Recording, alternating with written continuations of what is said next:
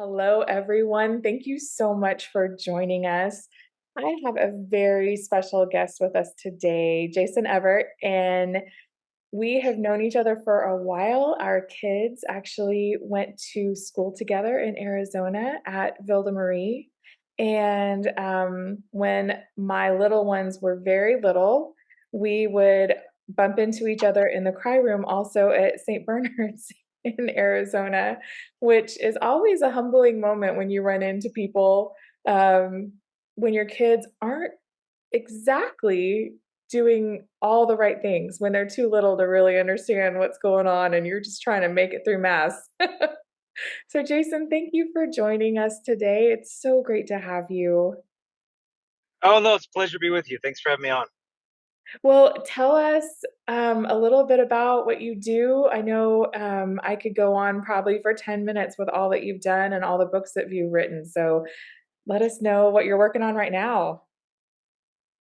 Yeah, well, for the past 25 years, been traveling around the world, speaking especially to young people about chastity, theology, the body, God's plan for human sexuality. We run the website chastity.com. And the newest thing that we're up to is kind of entering into the space of conversation on gender. And so just released last week a book called Male, Female, Other, a Catholic Guide to Understanding Gender, because it seemed like every school, whether Catholic school, public school, going to, um, we'd have teachers coming up and saying, "Hey, we've got 6 kids in the grade school that identify as trans or non-binary, and we don't know what to do." And we asked the principal, and he doesn't have a policy, and we asked the bishop, and he doesn't have a policy. And it's like, what are we supposed to do? We've got parents who want us to use preferred pronouns, and attorneys calling it like, and so it just seems like a lot of Catholics have some touch point, whether it's their niece, whether it's their college kid who's in college taking a gender studies program, um, kind of wrestling with how do we respond to this topic with clarity and with charity. And so that's the latest thing we've been up to, is kind of creating a resource there for the church and for individuals in the church who might be wrestling with gender dysphoria. Thank you so much for that because it is such important work right now. And I appreciate so much the hard work you do in spaces that are not always comfortable or easy to talk about. And you do it with such grace and such charity. And I appreciate it so much. Um, you know, my son is a sophomore now at Christendom. And I remember when his class graduated from Ville Marie, it was a unique class. It was all boys and one girl, and I will Uh, never forget your book on, purity and dating. That was my gift to them because it was so beautifully written, and it was from a male perspective, which I thought was so important for them, and I just really appreciate what you do in that space because you give people the words that are true and charitable, and it's so important. Thank you. Yeah, the resources we come out with, they say necessity is the mother of invention. And so when we started doing these talks, the kids would come up afterwards with questions. Well, how far is too far, and how do I start over? And then we thought, okay, we need to make a little booklet to answer their questions, and then they'll have what they need. And so we came out with pure love, and then guys had specific questions that were different than the girls, and the girls had their questions. So we did pure manhood and pure womanhood, and then the Right? questions were deeper. And so we can't. Well, how do I break free from pornography? Well, what if I'm a girl and I'm struggling with this? And so, which with each of these topics that come up, we try to create these resources. And so with the boys, we had already made a book for the girls called How to Find Your Soulmate Without Losing Your Soul. And the guys were like, well, "Where's the book for guys?" And I'm like, "Well, guys don't read." And they're like, "No, like we're literate." And so I thought, well, what do we write for the boys? And I thought, I know what we need to do is that the guys are always told everything they're not supposed to do with the girl. Don't do this, don't do that, don't do that. And then they get to college, and it's like, all right, I know everything I'm not supposed to do with a woman. I can't sleep with her. I can't cohabit with her. I can't have an abortion with her. I can't look at pornography of her. Like, okay, like great. Like, I know everything I'm not supposed to do with a woman, but what am I supposed to do with one? It's like, Right. oh, we don't teach that. Good luck in college. Bye. Um, and so, like, what about just Catholic dating etiquette? Just specific, practical stuff of like, how do we make our spirituality intersect with our sexuality? Like, how do we live this out on a day to day basis? Not only when it comes to asking a girl out, but like how to break up with class and with Yes, clarity. all Just the the things. specifics the guys need. And so I started writing the book, and I kind of quit because I'm like, guys don't care what I think about dating. Guys want to know what the girls think about dating. But the problem is, girls don't want to tell the guys what they want the guy to know because they want it to come from him and not from her. It's like, great. Like, how do we get past that? So I just looked at our social media analytics, and we had like 100,000 single women following us on social media. So I was like, hey, ladies, help me out. Like, look, I'm writing a book for Right? the guys on dating etiquette. Could you just tell me what you wish they knew? Like, how do you want to be asked out? How do you not want to be asked out? Just leave the comments below and I'll tell the guys. I posted it, and man, the floodgates open. Like, I mean, women Wow. submitted more than 30,000 words of feedback within hours, but it was just gold. And so we took that and stuffed it in the book, The Dating Blueprint. Um, and that's the book we give to the guys to kind of teach them the principles of Catholic courtship. I love that. I love that. One of my mentors told me once, your husband does not have a mind reading helmet, and that is unfair for you to expect him to Yeah. have that. And that was this huge moment for me where I was like, oh, because somewhere along the way I thought if he figured it out on his own, it meant more or something. And that's not Yeah. true.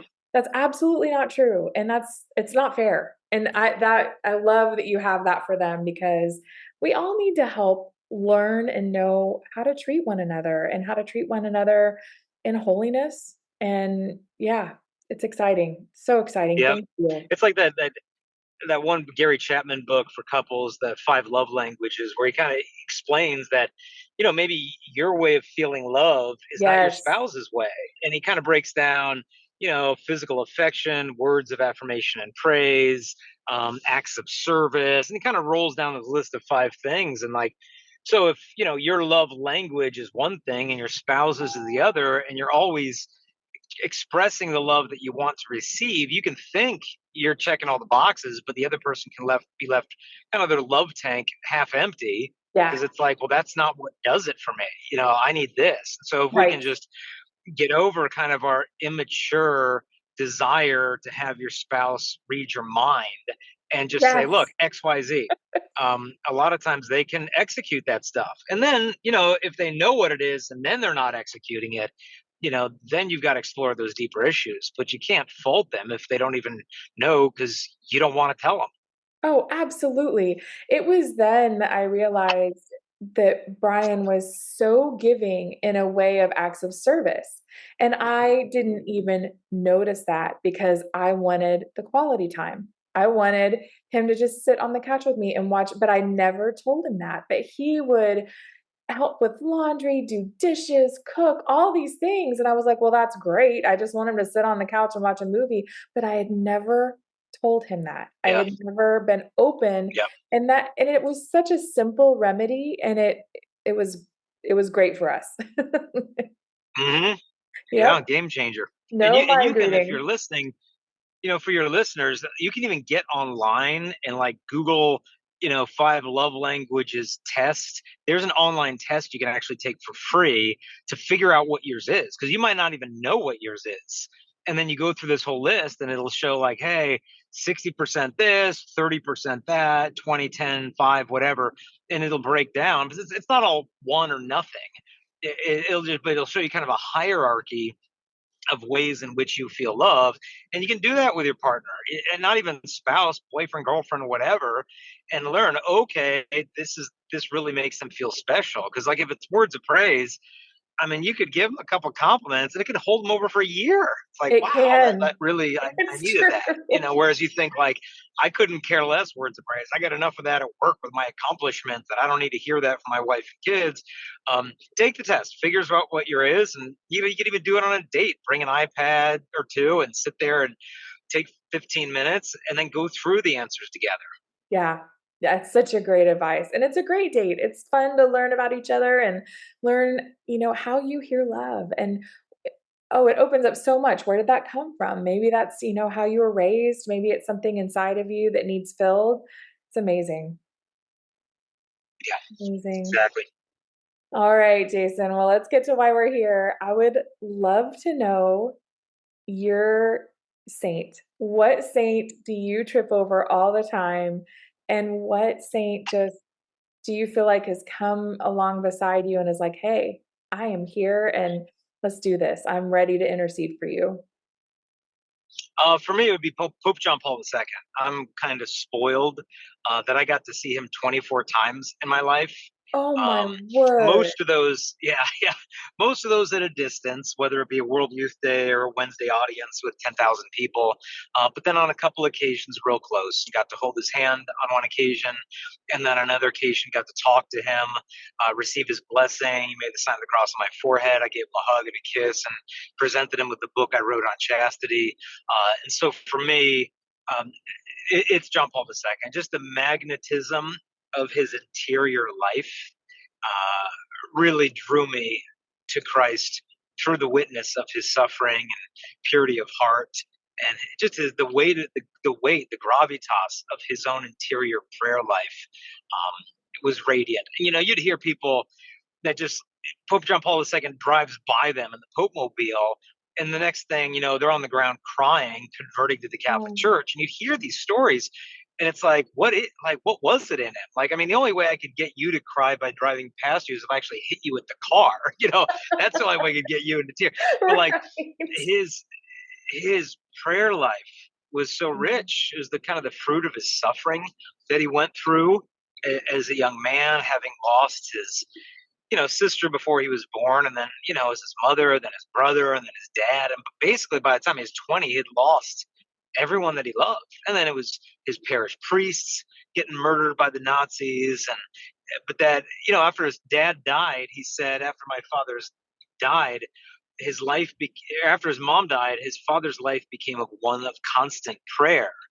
And Oh, he said wow. that the blows which struck him opened up in him immense spiritual depths, and his grief found its outlet in prayer. And so, what John Paul said about his dad, I think, became true for him as well.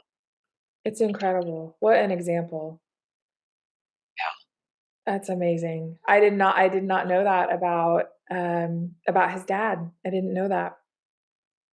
Oh yeah, yeah. He said sometimes I would, after his mom died, it was just him and his dad. And he said sometimes I would wake up at night and I'd go into my father's room, and he said I'd see my dad kind of kneeling on the floor like he does at church, just kind of lost in prayer. And he learned from that. Okay, men pray. Like, men take their interior lives seriously.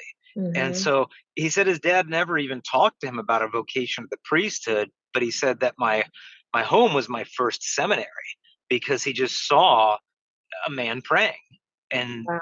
and so John Paul followed in the footsteps of that rich interior life. And then, when he was a young man, became part of a group called Living Rosary with this young mystic named Jan Tyranowski. And this guy, by the world standards, was not a winner. I mean, he was living with his mom, as a in his 30s or 40s. He kind of a little bit socially awkward. I think he had a speech impediment.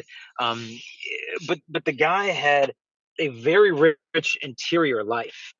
He would spend, I believe it was 4 hours each day in meditative prayer, Wow. and the weight of Jan Tyranowski's prayer life had this magnetic effect to it, and introduced John Paul to St. John of the Cross, Carmelite spirituality, true devotion to Mary, kind of these spiritual anchor points in John Paul's life, by this really quiet, unassuming man who had a real interior life. And it just shows you.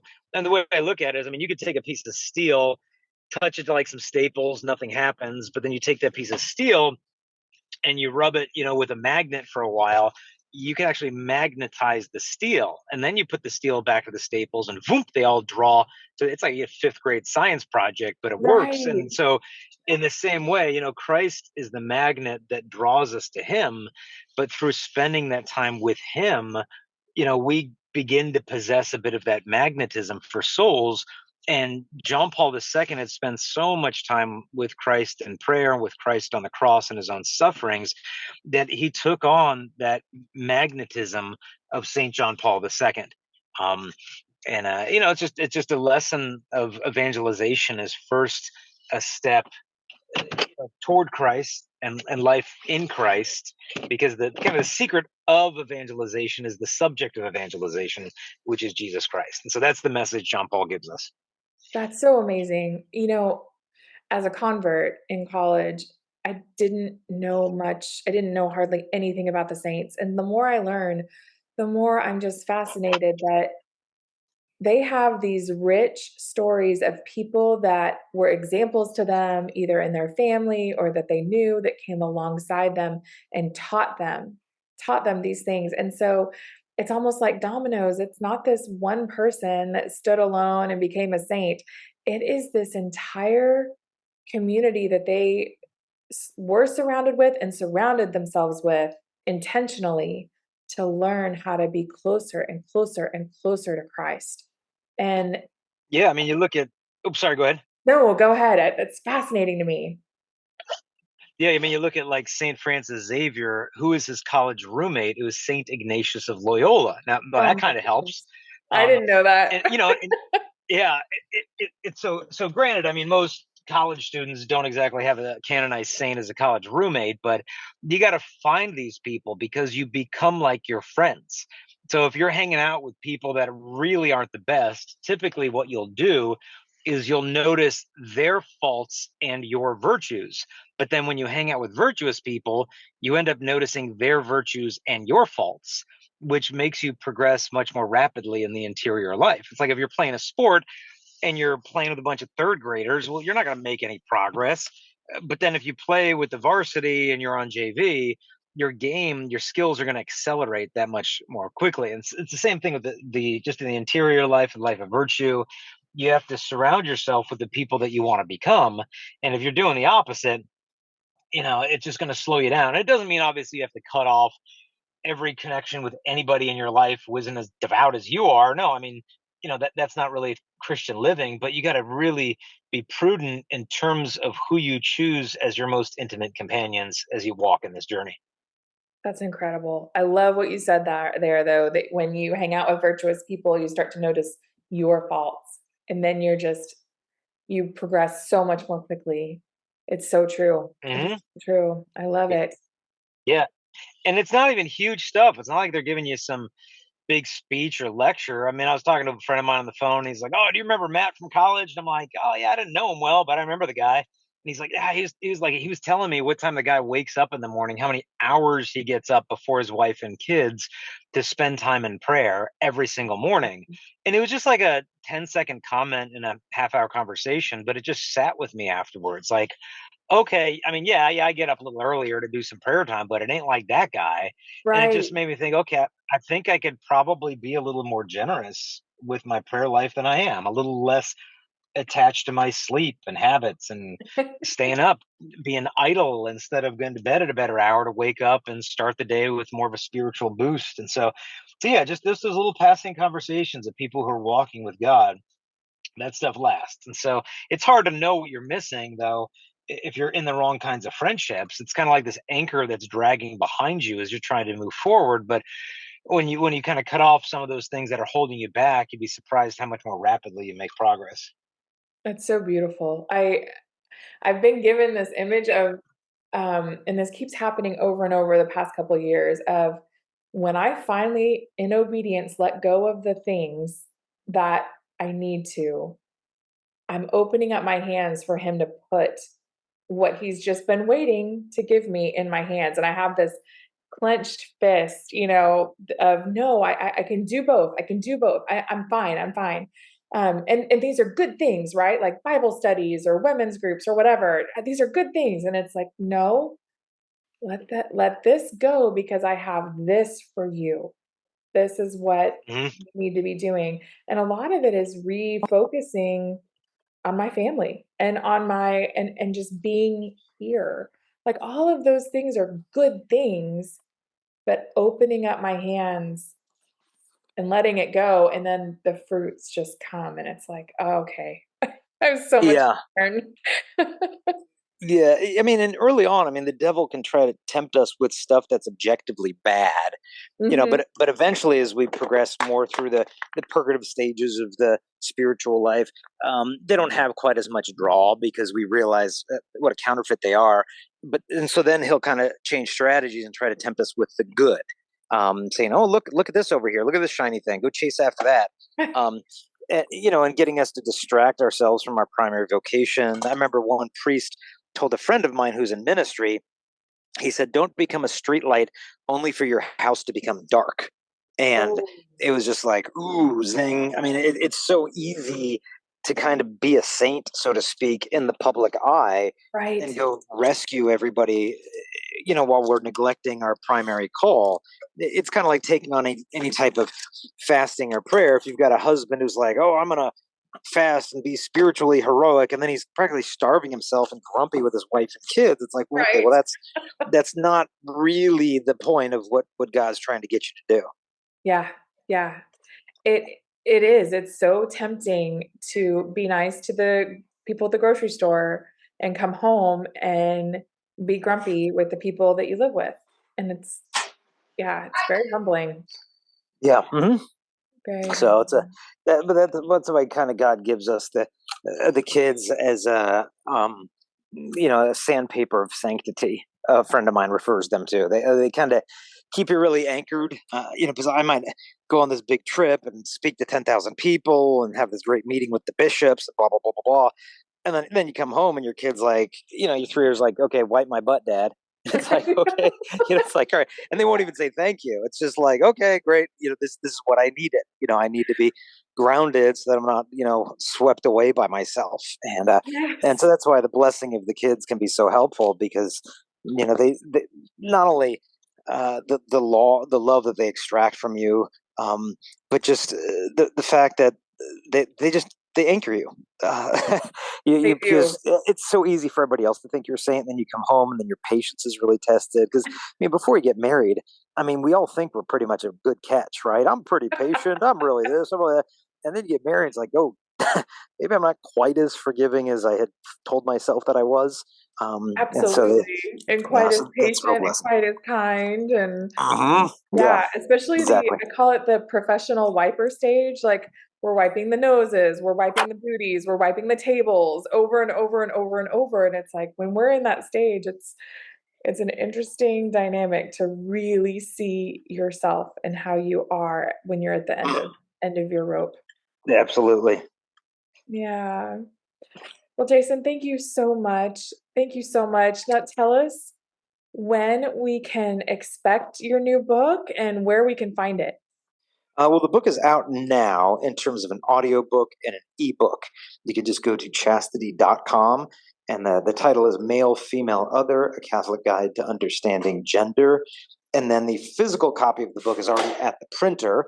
And so it takes several weeks for them to finish printing it. But people can pre order now at chastity.com. And then as soon as it comes back from the printer, we'll ship it out to you. And we also offer the books in bulk, and so you can get one at full price, or if you want to get 10 or 20 or 30 to give away at your parish or school or college or whatever, then we make them as cheap as $5 a piece because we know there's a lot of people who realize the need for this message to get spread, but they don't have big budgets, and so we want to meet them where they're at, make the book super affordable. And we do that with all the resources we create at chastity.com, so that youth ministers, teachers, parents, anyone who wants to evangelize with this can get the message out there without breaking their budget. That's perfect. And for you listeners out there, if you have written a book before, you know how important pre orders are because it just kind of gives the publisher an idea how many books they're going to start going through. So if you are interested in this book, it sounds amazing and incredibly timely that go pre-order it, get on the list so that you get your copy. And I will put all of this in my show notes so you guys can find it really easily and all of Jason's other resources. He's just a great resource for our time because these are questions that we get and we don't know how to answer them in charity and truth. Yeah. So thank you, Jason. I appreciate your time, and we wish you all the best. You're welcome. I just ask listeners, please keep us, our family, our ministry in your prayers, and be assured of mine as well. Absolutely. Hi, thank you so much for joining us for Tripping Over the Saints. I hope you enjoyed meeting our new friend, and I cannot wait to introduce you to more new friends. If you would like to become a patron of this podcast, we would love for you to join in at Patreon. The donations you make go directly to cover the hosting, technical support, and donations we make to our speakers and podcasters and missionaries that come on the show to introduce us to someone new. Have a great day, and I cannot wait to talk to you again.